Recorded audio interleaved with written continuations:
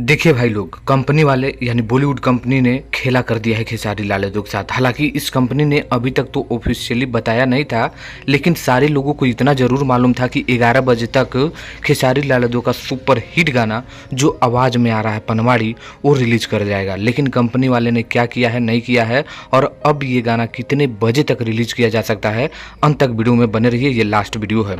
दोस्तों नमस्कार, मैं रविंद्र और आप सभी देख रहे हैं भोजपुरी स्टोर चैनल। सनी संस्कारी का एक गाना जो लगातार मैं आप लोगों को बता ही दिया, क्या बार बार मैं आप लोगों को बताऊं। लेकिन कुछ लोगों को इसमें ये कमेंट आ रहा है कि भाई जब कुछ पता ही नहीं रहता है तो क्यों वीडियो बनाते हो। तो भाई आप ही लोगों का निर्देश आदेश रहता है कि भैया वीडियो बनाइए, तो मैं आप लोगों के बीच वीडियो बना दे रहा हूँ। हाँ, मैं आप लोगों को इतना ज़रूर कहूँगा कि 11 बजे तक टाइम और डेट सब दिया हुआ था, लेकिन उसको एक्सटेंड करके 1 बजे कर दिया गया।